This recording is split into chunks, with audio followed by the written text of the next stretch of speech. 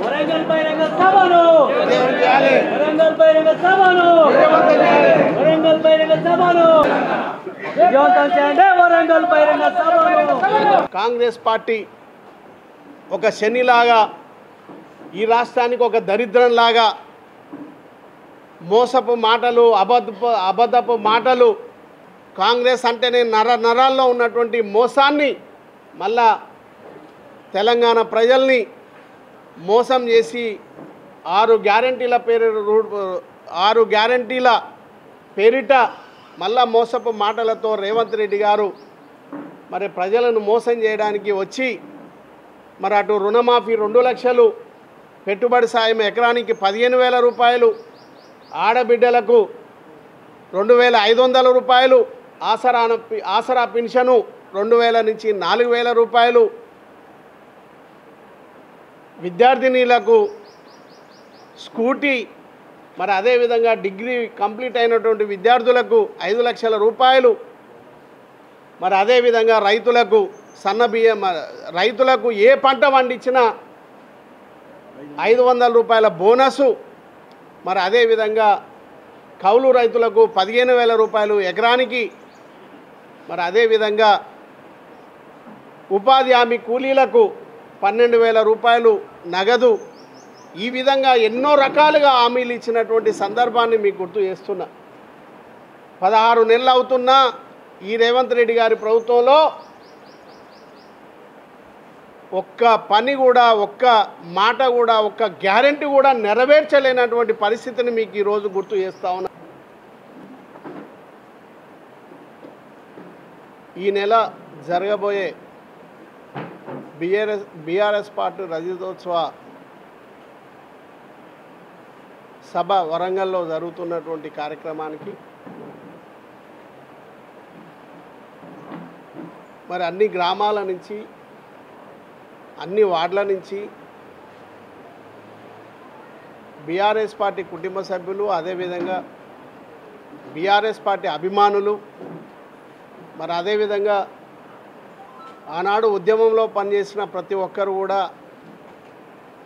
మరి ఆ బహిరంగ సభకు రావాలని, మరి సన్నాహక సభని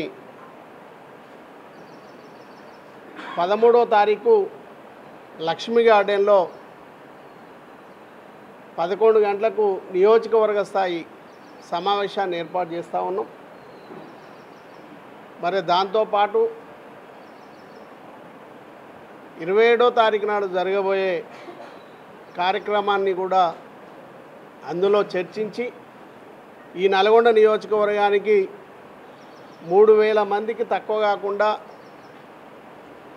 మరి నాయకులని, కార్యకర్తలని, అభిమానులని భారీ ఎత్తున ఆ సభకు తరలిపోవడం జరుగుతూ ఉంది. దీనికి అంతటి కూడా కారణం ఇక్కడ ఉన్నటువంటి జిల్లా మంత్రిగా ఉన్నటువంటి కోమటిరెడ్డి వెంకరెడ్డి కానీ, జిల్లా మంత్రిగా ఉన్నటువంటి ఉత్తమ్ కుమార్ రెడ్డి కానీ, ఈ ఇద్దరు వ్యక్తుల వల్ల కాంగ్రెస్ పార్టీ ఎమ్మెల్యేల ద్వారా వీరు చేపట్టికి ఇలా రైతులారా ఒక్కసారి ఆలోచన చేయండి. ప్రతి రైతు కుటుంబంలో లక్షల నష్టపోయినరా నష్టపోయలేదో ఒకనాడు మీరు గుర్తు చేసుకోండి. ఇక్కడ ఉన్నటువంటి జిల్లా కలెక్టరు ఎవరి ఫోన్ ఎత్తదు, ఎవరితోటి మాట్లాడదు, ఎవరైనా సలహాలు ఇచ్చినా అధికారులు కానీ అనుభవజ్ఞులు ఎవరైనా ఉంటే వాళ్ళు సలహాలు ఇస్తే కనీసం తీసుకోదు. ఆమెకి ఏం తెలియదు. ఏమన్నా కోమటిరెడ్డి వెంకరెడ్డి అమ్మ తిరుగుతుంటుంది మంత్రిగా. ఇద్దరు కలిసి గాలి తిరుగుతున్నారు కానీ రైతుల గురించి పట్టించుకునే పరిస్థితి లేదు. ఫోన్ చేస్తే ఫోన్ ఎత్తేది లేదు. ఫోన్ ఎత్తొద్దట అని చెప్పి ఎంతవరకు కరెక్టో ఒకసారి ఆలోచన చేయమని అడుగుతా ఉన్నాను.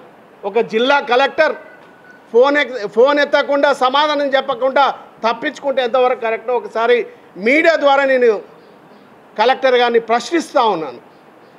ఒక జిల్లా కలెక్టర్, ఒక జిల్లా అడ్మినిస్ట్రేటర్, జిల్లాలో ఎనీ సమస్య ఉంటుంది. సమస్యలు ఉన్నప్పుడు ఒక ప్రతిపక్షంలో ఉన్నటువంటి ఎమ్మెల్యేలుగా, మాజీ ఎమ్మెల్యేలుగా చేసినటువంటి మేము ఎక్కడన్నా ప్రజలకు నష్టం జరిగినా, ఎక్కడన్నా రైతాంగానికి ఇబ్బంది అయినా, ఎక్కడన్నా రైతులకి ఏమన్నా సమస్యలు ఉన్నా వెంటనే మీ ద్వారా తెలియపరిచి మీ ద్వారా వారికి నష్టం జరగకుండా ఏర్పాట్లు చేసేదానికి ప్రయత్నం చేస్తాం. కానీ మరి ఇవాళ జిల్లా కలెక్టరే ఫోన్లు ఎత్తకుండా ఏమున్నా 3 రంగుల కాంగ్రెస్ జెండా వేసుకొని తిరిగే పరిస్థితులు ఇవాళ జిల్లా కలెక్టర్ ఉంది. ఇది ఏమి ధర్మమో ఒకసారి ఆలోచన చేయండి. బిల్లులు ఆపుకుంటూ మీరు పోయి కోమటిరెడ్డి వెంకరెడ్డిని కలిసి రండి, మీరు కలిసి వస్తేనే మీకు బిల్లు ఇస్తామండి, లేకపోతే మీకు ఇయ్యమండి, ఇట్లాంటి కార్యక్రమాలు జిల్లా కలెక్టర్ చేస్తూ ఉంది. కరెక్ట్ కాదు. ఇకనైనా మీరు ప్రజల సమస్యలు కానీ, ప్రజలు ఏ వ్యక్తి ఏ రైతు ఎక్కడ ఎవరు ఏ టైంలో ఫోన్ చేసినా ఫోన్ ఎత్తి సమాధానపరిచి వాళ్ళకు స్పందించి వాళ్ళ సమస్యను పరిష్కరించడానికి జిల్లా కలెక్టర్గా అదేవిధంగా జిల్లా అధికారులందరూ కూడా స్పందించాల్సినటువంటి అవసరం ఉందని తెలియజేసుకుంటూ, ఇప్పటికే విపరీతమైన ధాన్యం ఖచ్చితంగా 7 నుంచి 8 లక్షల మెట్రిక్ టన్నుల ధాన్యం నల్గొండలో పండబోతుంది, రాబోతుంది. ఆ ధాన్యాన్ని ఏ విధంగా మీరు సేకరిస్తారో దానికి మీరు ముందే ప్రణాళికలు వేసుకొని ఏ రైతాంగానికి ఇబ్బంది కాకుండా, ఏ రైతుకి ఇబ్బంది కాకుండా అందరిని అలర్ట్ చేసి ముందుకు తీసుకుపోవాల్సినటువంటి బాధ్యత జిల్లా కలెక్టర్ అదేవిధంగా జిల్లా అధికారులు, జిల్లాలో ఉన్నటువంటి ప్రజాప్రతినిధులు తీసుకోవాలని మరొకసారి మీ ద్వారా తెలియజేస్తా ఉన్నాను.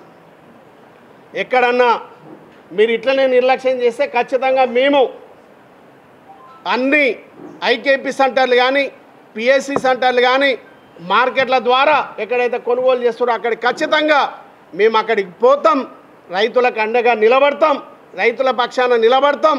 రైతుల పంటని మీరు పంటలు కొనేదాకా మిమ్మల్ని విసిపెట్టేది ఉండదు అని కూడా మరొకసారి ఈ వేదిక ద్వారా తెలియజేస్తా ఉన్నాను.